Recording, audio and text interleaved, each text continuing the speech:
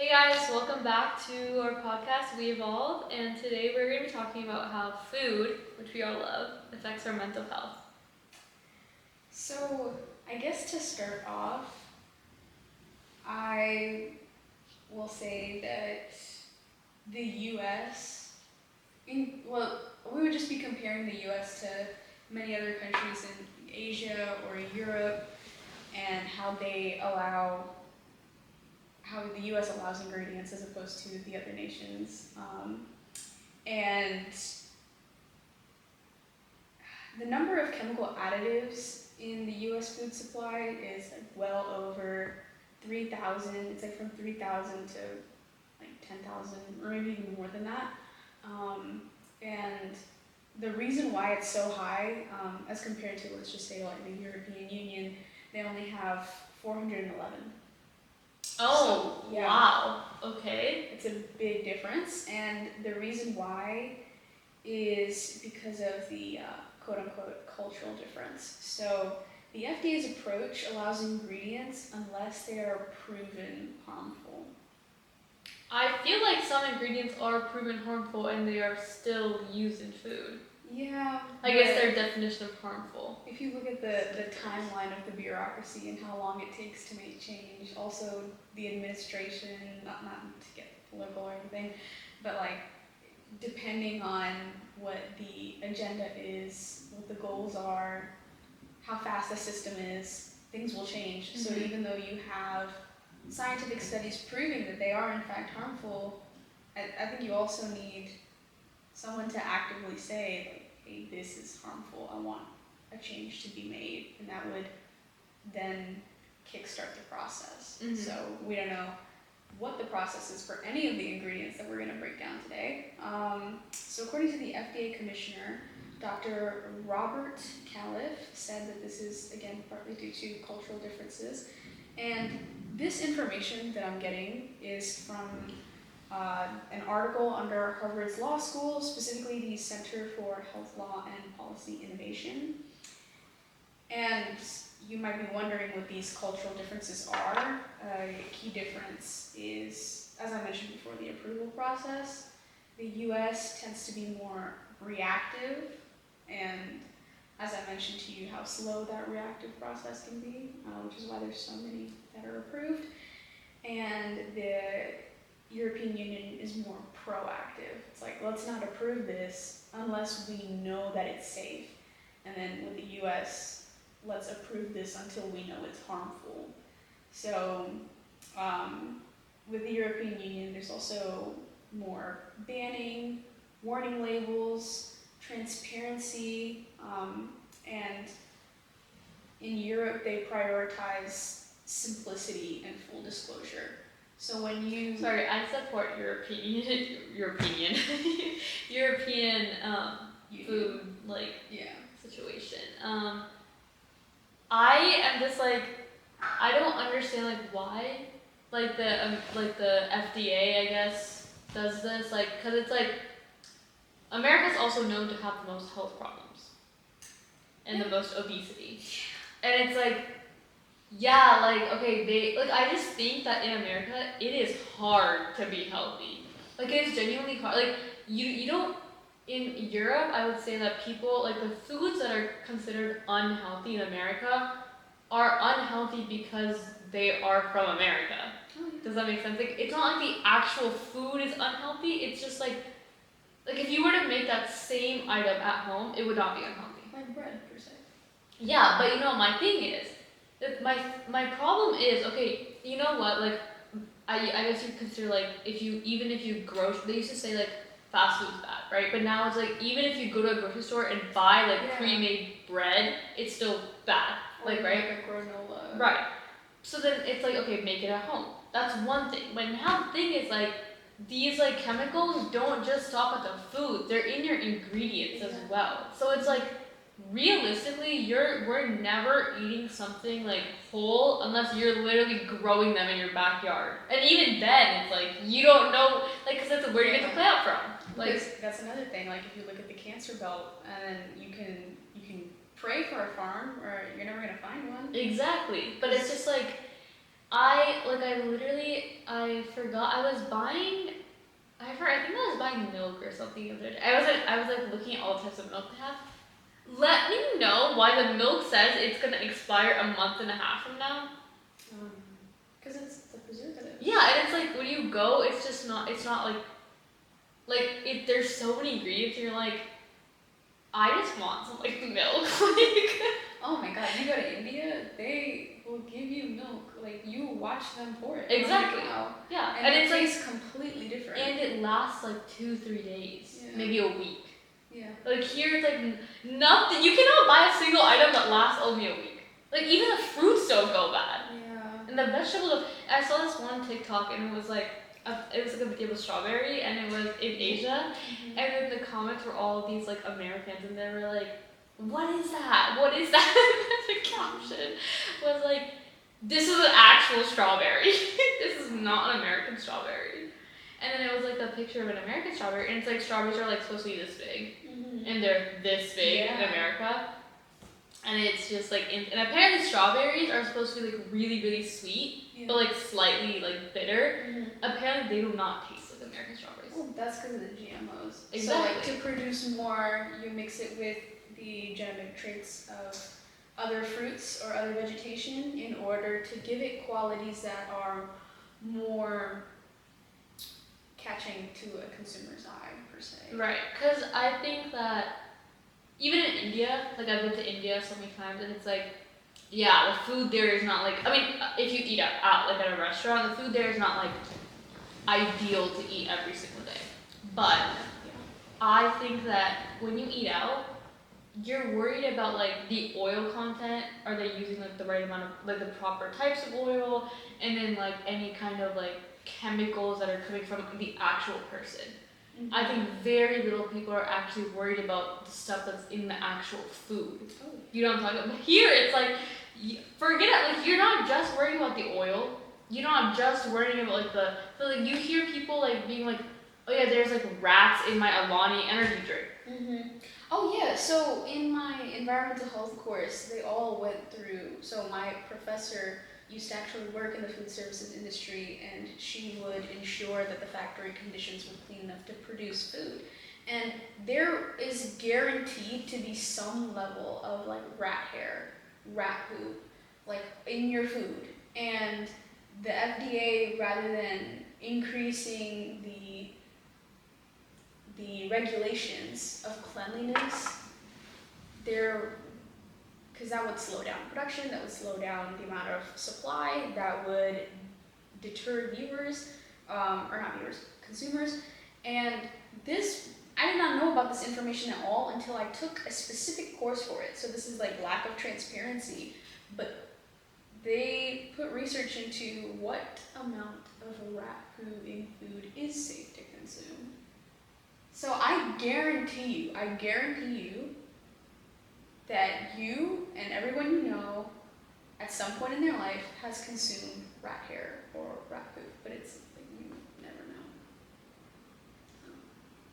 I also think it's like the fact that people, yeah, that's insane to me. I also think it's the fact that people are also like, if everyone's like, okay, but if this changes, like, how are we gonna eat? And if every single person is thinking that, that's why no change is happening. Do you know what I'm saying? It's like every single person's like, okay, but like, what can I do? Like, I can actually change it. But it's like, if every single person thinks that, yeah, obviously nothing's gonna change. Right. And it's like, okay, yes, like, if we have to go to the way, like, Europe, Asia works, like, with their food and how they are with their policies, I get it. Like, it's probably not fully gonna become like that by the time like we're like really old, if even, right? But it's like, okay, but it has to start somewhere. But if everyone's like, oh no, we can never get there, well, it's just getting worse. Like now you're eating like species that you don't even like know you're eating. Yeah. You know, and it like makes me really mad because I've read so many articles and it's like, women hit puberty a lot faster. Yes. Because of the hormones. Yeah. Because of the stuff that's in your like, not even just in your meat, like it's in your all kinds of food. Like it's not just in your like chicken, because you see vegetarians are also. It's in the dairy. It's like it's everywhere, and it's just a like byproduct. Exactly, and it's like I don't know. I saw this was a TikTok, so I'm gonna like put this out there. I don't know if this is true information or not, but I did see on this TikTok that America has the highest rate of infertility. Mm-hmm. And it's like, if I don't know if food's the cause, but like food has to, Partially. it has to be somewhat of an issue. You know, like maybe not all of them, but at least I know some people could be affected by the food. I've seen this one creator on TikTok, and she was going through like a lot of IVF treatments and stuff to get pregnant. So eventually nothing worked, and then her husband was kind of like, okay, let's just change everything like holistically, naturally, and see if that does anything. They got pregnant. She became fertile.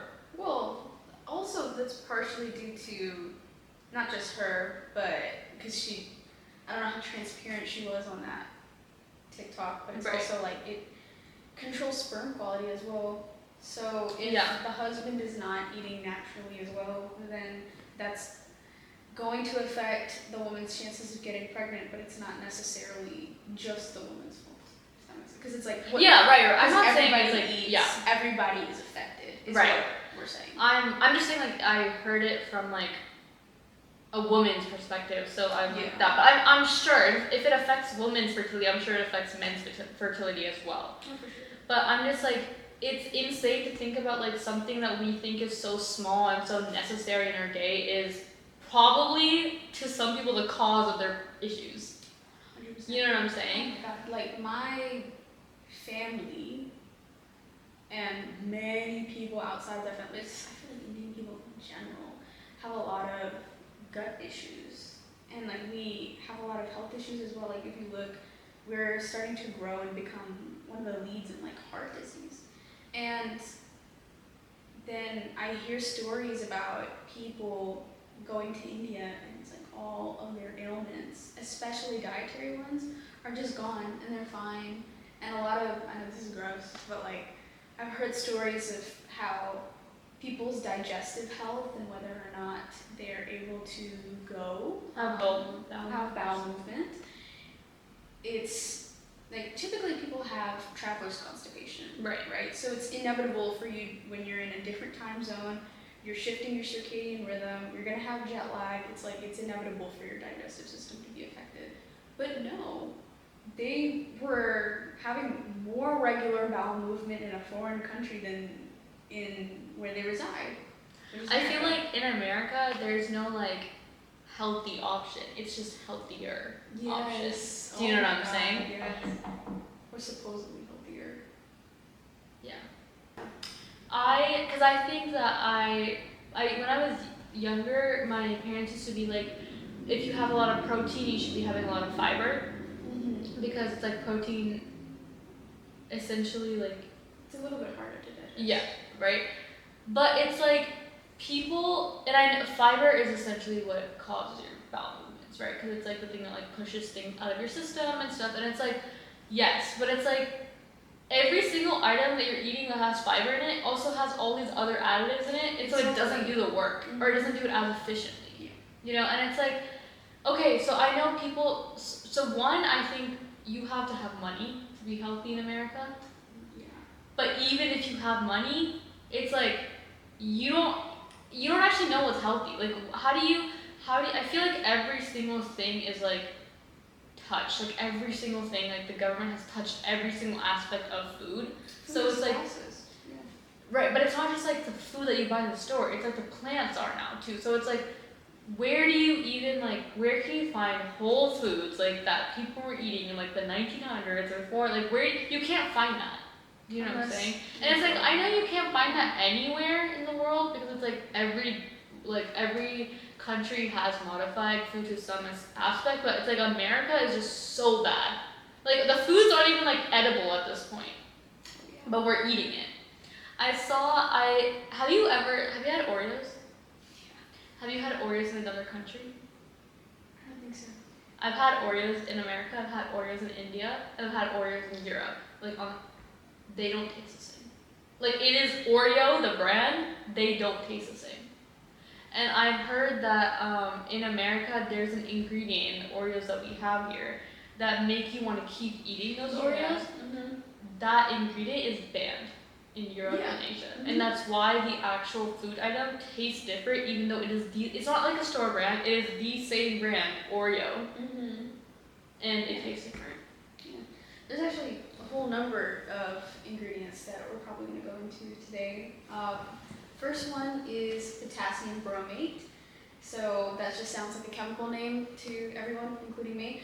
But it feels so weird. It's like, since I just took chem, I can only draw you that Yeah. structure. Like, it feels Yeah. so weird like I to know it that way. you are, but yeah. But that is used as flour improver. It's banned in Europe. It's banned in Canada, along with a few other nations. And essentially, the effects that it has is it damages your central nervous system and neurotransmitter disruption. So there are animal studies that demonstrate when you take KBRO3, potassium bromate, it induces harm, altering dopamine, serotonin, acetylcholine levels, reducing, like just essentially causing structural brain damage. Like I can go through all the hormones that it affects and all the receptors that it damages, but that's the gist. And they treated mice that exhibited motor coordination and other neurobehavioral changes, so it changed their entire cognitive function, essentially, and it caused oxidative stress and neoneural tissue injury. So it triggered this stress in the brain that fragmented DNA, and it could lead to a potential of long-term neurological impairment. And this is pretty much used in any bread product that you consume, anything that really has flour in it. See, this is my issue. It's like, it doesn't just stop at buying bread at the store. Yeah. It's like, you can't buy flour now. Yeah. Because it's like, And now that's the ingredient. And that's like, now it's like, what, are you supposed to grow? Like Because flour is not naturally white. You know, right, it's bleached. Right. Same thing with like white bread and like all these like baked goods that are white, essentially. And another thing, I was just telling one of my friends about this. They are obsessed with, well, I can't really say brand because I feel like that would. Okay, say what kind of food brand? Like, is it a bread brand? No. So, well, this is another ingredient. I can't say the brand because it's like, oh, you're dissing the brand. You're slandering Arnie. That's fine. Essentially, it's brominated vegetable oil, BVO, and it is formerly used in citrus drinks. So my friend really loves this citrus drink, but it may have BVO in it, and I would drink it with them, and at first it tasted amazing, but then afterwards, like within 10 minutes, I would feel awful. And this is just like a regular like soda. There's no alcohol in it. There's nothing crazy. It's just a regular soda, but with a citrus flavor. And I never understood why I would always feel bad whenever I would visit this friend. And I would now guess that's probably why. And it's banned in Europe, Canada, India, and Japan. So what are the effects of BVO? There's bromism, so it's a neurological symptom in humans, and bromism is characterized by memory loss, tremors, fatigue, headaches, coordination difficulties, so again, impacting brain function, and then there's also neurological and systemic toxicity from chronic exposure. So if you have this once in a while, it's okay, but if you have this every single day, then you could permanently damage your neural function along with your thyroid, your liver, and the level of toxicity in your heart as well. And like I should make this disclaimer where all the statements that I'm drawing are from peer-reviewed research publication, and typically you want to get them within the last 10 years, but I got them within the last 25 years just to get a broader reach of information. So when I'm saying these things, that's just where I'm getting my information from. But Yeah, I mean, do you have any citrus sodas or like citrus juice? I don't, but the only reason I don't is because I don't like juices. Like I don't like juices and I don't like soda. So I don't drink that. Like the only drinks other than water that I drink is like pre-workout and then like matcha, coffee, things like that. But I don't ever drink like juices. But it's like nothing's good these days. Like everything's bad. Because even your pre-workout, it might, because like, it's like that's not some naturally citrus. that's not naturally occurring. Oh, no. So it's like that. It has to have something. It's probably like doing something, you know. But it's just like I guess you could pick and choose. But I feel like there are so many ingredients that are bad that it's like, well, what do I look for? Because every single item that you eat probably has something that you shouldn't be eating. Well, my thing is, I'm vegan, so many of these food items that I'm talking about, You I can't found- even eat them. like I can eat them, but it's a little bit more broad. So many of them are in meat and dairy products because they involve changing in hormones or things that they put onto the animals that are then produced in our food. Or things that they use to preserve the animal products. And so with me not even eating that, it kind of saves me from half the trouble. However, in order to preserve many other food items such as like candy, pickles, baked goods, I'm able to eat those, so it doesn't really save me. But I guess it's saving you somewhat because people that eat meat also eat those things. So it's like it's a double. Yeah. You know. But I like so I guess like how long have you been vegan? Since I was like 15, 16. Okay, so like I feel like your experience is more like you probably don't remember exactly how you were when you were 6 years ago, 5, 6 years ago. But I recently became vegetarian. Like just this summer started. Oh my god, I have felt like such an insane it's gonna sound so like fake, I already know. But like I promise you, like I used to eat meat before too. Oh, I know what you're talking about, like where it's like, oh, I feel all these health Yeah, but it's benefits. like no, Yeah. I'm actually so serious. But it's definitely like I've been vegetarian for 3 months now. So it's like keeping that in mind that it's not just like, oh, overnight. I was vegetarian last night and like no, it's like 3 months. So like because you do have to keep in mind that I would recommend doing things for at least 21 days before you actually see a change because you do need to give your body time to actually like clean up everything that's inside and like, you know, kind of restart with like whatever you're doing, which I think that... To be honest, with the way that today's industry works, especially with plastics and how you are now encased with like forever chemicals, probably take much longer. Right, but it's like to actually, I guess like, you know how it's like, there's like a certain time to feel it, a certain time to look at it, a certain time to like, you know what I'm saying? Like where it's like 21 days you'll feel it, or 21 days you'll start doing it every day, or like whatever. So when I started doing it, I feel way, way, way, way less bloated. Like, I think it's just because I have to eat like whole foods now, like whole, as in like something's whole these days, but like like vegetables and stuff, because before it's like okay, meat is great I guess for certain things, right? But then it's like, okay, meat is also very, very accessible. Like you can get frozen meat food, you can get fried stuff. There's so many different options that makes it like now you're kind of lured into consistently eating meat, but in eating meat in so many different forms. Because like literally it's good what? Product placement. Exactly. It's like literally I went on a trip. I'm not even joking. I had chicken nuggets for every single meal. Yeah. Chicken nuggets are probably the worst food that you could be eating.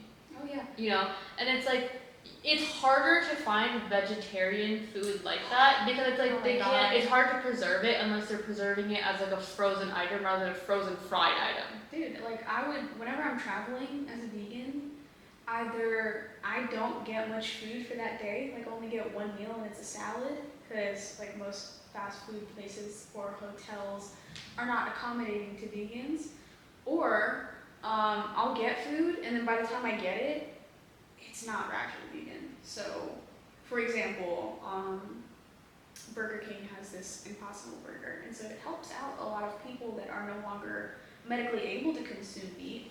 But then, like, I've gotten it before, and it has mayo on it, so it's like I can't eat that. So that's one thing. Not to mention they're probably cooking it with all the other like meats and stuff. Oh yeah. So well, it depends on the location, the disclaimers, where it's like, oh, this food item was cooked in a facility where other meats have been processed. So take Me your risk, personally, but I have worked in a food place. I was saying, oh my god. When I tell So you these bad. vegetarian people are, we're using the same gloves, babe. Like It's so disgusting. we are not like no one is. I haven't actually worked in making food, but I've worked like the, what do you call it, like the Front desk? Front counter? front counter. So I've seen Front desk, sorry. yeah, not front, a front counter, like whatever, the people that take the order. Wait, where'd you work? I'm not You gonna say. can't say. But and oh my god, like these vegetarian vegan people, they best believe they are not getting vegan food. They're not getting vegetarian food because right, because it's like one, they're first of all they're making multiple orders at a time. Yeah. There's so many instances where a piece of chicken gets dropped in their food, or and it's like sometimes that chicken looks like cheese, and you're gonna eat it, like and it's like they only like do it like that if I'm ever watching them. Like, so if they're making the food in front of me, like if I'm at an omelet bar or something, and there's like a tofu scramble, they will only ever switch in front of me if I'm watching them. But I've never seen them switch. really, Like they use the same like not like spatula. same stuff. Use the same stuff. I mean, most of the items where I was working, they don't even have spatulas. They put on gloves and they use your hands, which is fine. Like if you're, that's fine. Like you don't have to use spatula. Use your hand if you're wearing a glove. But they use the same glove. So it's like, and it's also like the stuff they're cooking it in. They're not cleaning that after every single, thing. But it's like that. I know that probably brings into more things like food, like restaurant regulations, like all that stuff, which is all like the cleanliness, right. Especially when you're working with a corporation, it's gonna be harder to regulate. Have you ever been to Europe, like Italy specifically? No, I've never been to Europe. Okay, forget about Europe. Have you ever been to like an authentic Italian restaurant in America? Unless you count any in New York, then probably not. That's fine. Well, alright, so what I mean authentic, it's like they make their pasta in-house. No. I have. Best believe their pasta does not taste like Olive Garden. Of course not. Oh my god. Because it's all commercialized. It's all based on capitalism and finding the most efficient way to maximize your profit using the cheapest items. Exactly. And like pizza too, like I know like authentic Italian pizza tastes so different. Authentic Italian pizza naturally comes thin crusted. Yes. Unless I don't know if you can ask for it to be a thicker crust, but in America it naturally comes thick crusted. It doesn't. You have to select thin crust. Yeah. And even then it tastes so different. And it's like when you eat pizza here, you want to keep eating that pizza. Yeah. You can eat the whole box of pizza. I've got an Italian, like an actual Italian place where it's like they use like the little I don't know what it's called. It's like the oven thing where The stone oven. they use that. The pizza tastes different. You can't eat the whole pizza. You get full because the stuff they're putting on the stuff is all like wholer. So it's like that stuff is making you full rather than like how candy makes you feel full, but then you get like a drop in your levels and you're like I'm hungry again. But then if you actually think back, you probably ate enough calories, I guess. Like I don't know how you would like. Yeah, but it's empty calories. Right, it's empty. It's like not keeping you full. It's like if you were to eat a piece of chicken and a bunch of candy, and it would be like equivalent calories. The chicken's gonna keep you more full. Yes. Right. And it's protein content. And it's like the same way. And it's like if you eat a pizza, like an American pizza, if you eat an Italian pizza, you could probably eat the entire American pizza and still want to eat more. And I guess going along that with what they use to make pizza, there's ADA, which is, I'm going to try to pronounce this, it's azotocarbonamide. But that is used as the bleaching agent and dough conditioner, and it's banned in Europe, India, China, as well as other nations. And in 2020, there was an animal study where rats would eat a diet containing ADA, and they displayed altered neurobehavior. So there was no stress detected in their brains, but they still had that altered neural behavior. So it's like when you're eating that pizza, that's probably going to be in there where it's affecting your behavior. There's also sulfites. So that's used as a preservative, and it's restricted in some fresh foods in the US, and it's much more regulated outside of the US. But they can inhibit the growth of beneficial gut bacteria.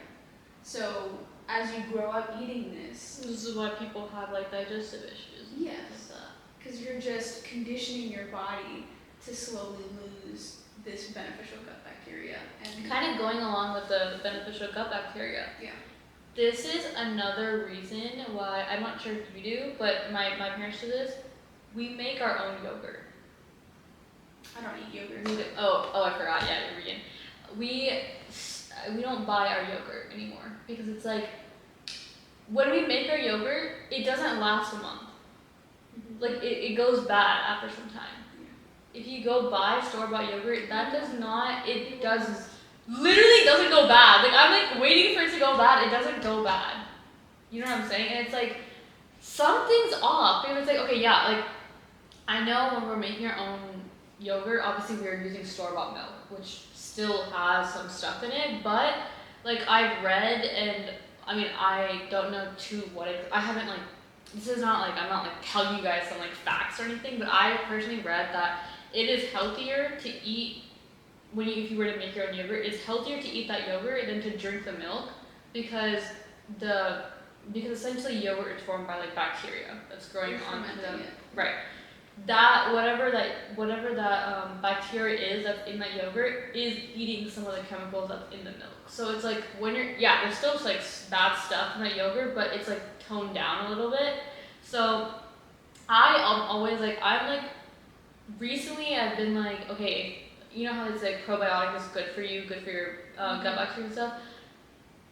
I just don't believe in those probiotic drinks because I'm like, yeah, they probably do induce like good bacteria, but that's not naturally occurring. So if they're doing that, it's probably doing something else. Like it's probably like, yeah, inducing this, but it's probably also doing something else to make this happen.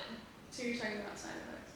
Well, right. I wouldn't necessarily say that about probiotics because they originate from other cultures, but that's a whole. It depends on your source, I suppose. Right, but I'm saying like, you know when you go out like to a store and they have these probiotic drinks.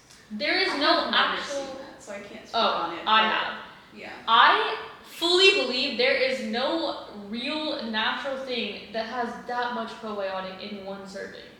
Do you know, like that's not a real thing. Like there has to be something has to obviously be going on, which is like that happens to everything. Like there's not that much energy and like, you know what I mean? Like there's always something going on to make things more caffeinated or more like have more. That's whatever. More along the lines of using ingredients that we are familiar with. Like for example, with pre-workout, they would extract caffeine from green tea or anything of that nature. So it's like we know where that's coming from, but how they process it, that's where the issue lies. Right. It's like it's unknown. There's not as much transparency. Right, but it's like what I'm saying is like okay, but I guess I don't use pre-workout as a substitute for caffeine. Does that make sense? Like I use pre-workout for an extra dose of caffeine to work out. Like I do not use it, like if I want caffeine I drink coffee, which I know is still not like, our coffee is probably processed to like have some other stuff in it. It's probably not natural, but it is just it's just better than pre-workout, right? Well, honestly, not any, but like a certain level of caffeine throughout the day can not just cause neurological problems, but it can severely alter heart function. Right. No, I'm not talking about caffeine specifically. I'm saying like in general. Okay, so there are people that literally drink these probiotic drinks as a substitute to get they're not drinking it like, okay, so you know sometimes if you go to the doctors, they'll be like, after you take this medicine, drink a probiotic drink. I'm not talking about that. That's fine. You want to drink it one time, that's fine. I'm saying that these people genuinely go to the store and buy probiotic drinks and they depend on it. And it's like, that is not a substitute to like getting probiotics naturally. That is just like, it's like, that's what I mean by there's something in it to make it like that. You shouldn't be drinking that as a substitute. I think it depends on the person. Because again, like I haven't seen that, so I don't know much. But it's like, is it vegan? I've never got it personally, but I've seen like people advertising it, and they would like tell us to get it, and I would just be like, no, because recently I've been like, realistically it costs money to eat healthier, right? Because it's like Unless you grow it yourself. but even then it costs something. If not money, it costs your time. Like it costs something, right?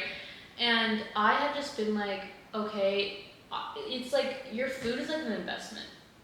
You're investing in your health by eating better because, okay, pretend like your food costs you like, I don't know, $10,000 in the next 2 years, whatever, 2-3 years, whatever. Well, hopefully the goal is that you're spending $10,000, but you're avoiding spending $100,000 when you actually get a problem, get a disease or something, you know. And that's how I've been viewing it recently. So I've been trying to like weigh my options and just like eat things that are more like whole and read the ingredients and just be like, okay, if this is like staying fresh for a month, it's probably, or like more, some things are more than a month, and it's like, how are these fresh if they're preservatives? Exactly. So it's like I just have been trying to eat, you know, healthier. That brings me to another point. When I was younger, I used to drink organic milk. My parents had this article on organic milk, and apparently it's like a scam. And it's like, oh my god, it's just so money driven, and it's just like, man, just like make, yeah, and it's just like, you know what, like just make things healthier, make it a little bit more expensive. At least like people are getting exactly what they're buying, you know? I mean, in a perfect world, it would be accessible, it would be fair, and food wouldn't be classist. Because if you look at the lower class, they live in food deserts. So you won't see a grocery store, but you'll see like back to back to back. McDonald's, like, you know, yeah. Zaxby's, McDonald's, Arby's, like all these, well, Burger King, just fast food.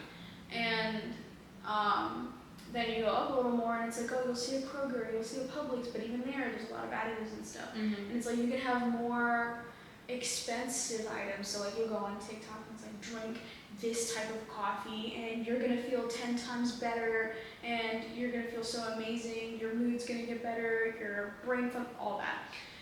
And only certain people can afford that. Only certain demographics will even see it. Then you have like the high class where they don't even think about food. They have professional chefs that like make it for them. They have a completely different view of food than everyone else, and that's just in the US. Then you go to other countries, right, where it goes back to when Americans visit other foreign nations and they feel better overall. So there's that. I've literally like heard some stories about people literally moving to a different nation because of food.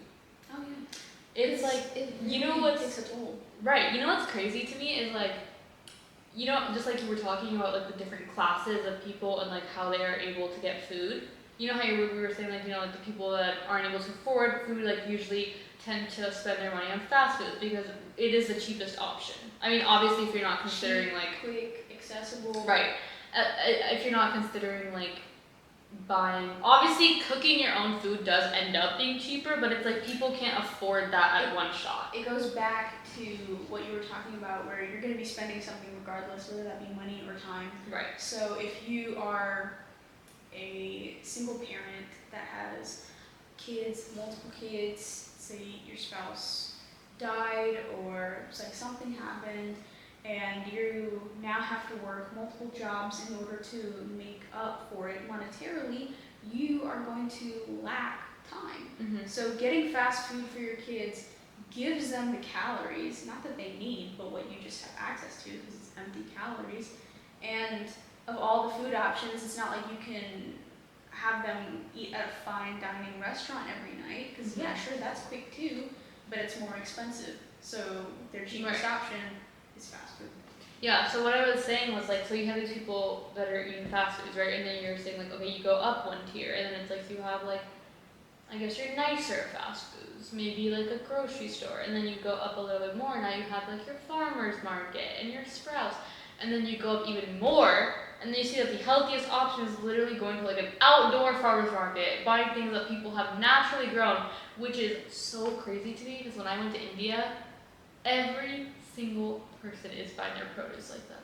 Yeah, everyone has access to that. No one, it's not like, and the thing is, like, when you the outdoor markets where people are like growing their own foods, I think it's like, it's more than just eating healthy, because it's like, okay, now, I mean, I know it's not like realistic in like the world of like businesses and stuff, but it's like, okay, for example, if me and you were going there, it's like, okay, now it comes down to like, I don't have to grow every single vegetable that I want to eat, because now I have people in my community that are growing, you're growing like bell peppers, I'm growing fruit, and it's like, okay, now we're like trading, now I'm, you know, and that's like what happens in India, essentially. So I recently took a trip to Belize in order to, like, it was a business trip, so I was helping small businesses, and the economic system there is very different. So in America, it's a free market system. It's based on capitalism. The more you can produce, the more that you can sell, the more money that you're going to make. And so to increase your profit margin, as I mentioned before, you're going to do things in a more efficient manner, and whether that is at the cost of earning trust of your consumers. Honestly, trust doesn't even matter anymore, because it's like, what do I need to trust for? Trying to sell this product fast, make the money. You're going to keep coming back to me whether you trust me or not, so I don't care. And if we're approved by the big guys, aka the government, then we're fine to do whatever we want. But in Belize, even though it is a free market system, most people locally that I've found do things by bartering through trade. So I was working with one farmer that produced coffee, and they would trade with other farmers that produced other things. And it goes back to even like, regardless of the job or the class that you're in, you're going to have access to food where you know exactly where it came from. And I never drink coffee, mostly because of all the side effects and everything. But I drink. As you're drinking coffee? I mean, like, I just, oh my God, first day of class, I'm so tired. I'm like, I'll take the coffee. But, like, I rarely ever do this. But I drank the farmer's coffee. It's Ashmole coffee. And I drank it to get a better idea of the product. It tasted the same, but it had significantly different effects on my body. But to go back on sulfites, another thing about them is that this was done like 14 years ago, but in a 2009 clinical trial, there was a sulfite exposure that triggered migraine headaches in sensitive individuals, and so this can cause symptoms like mood disturbance or other psychological symptoms. So that's another con of that particular ingredient. And then another thing is that it can deplete ATP. So specifically with this ATP, so that helps with your energy production and with neurotransmitter related energy specifically. Sulfites can deplete that, and it can also impair glutamine metabolism. So essentially what that means is how well you're able to metabolize things in your gut. So that could potentially lead to a neurotoxic impact. So how good you're able to metabolize things, not just in your gut, but like how it then affects your brain health as well, if that makes sense. So through these different studies, you've shown that, or we've seen that it's not the most beneficial thing. Like, it's just in your food. And as I mentioned before, this is a preservative. So specifically what foods contain sulfites is wine, dry foods, pickles, and usually like some processed meats, to give a few examples. Well, I eat pickles all the time, so maybe I can just stop eating everything and just like move to a different country. Honestly, honestly, a lot of people retire and move to different countries, especially couples in the U.S. So catch me at Isha's garden. I'll be growing everything you need. Well, if I don't have it, then you better not eat it. But This is a great way to end our episode. I actually did not realize I was this passionate about this topic before we started. So we're gonna make a part 2 because we still have so many things to go over. So that is all for today. Hopefully we can catch Shivani at the next part 2 of this and get her opinion about everything. But we'll catch you guys next week. Bye guys!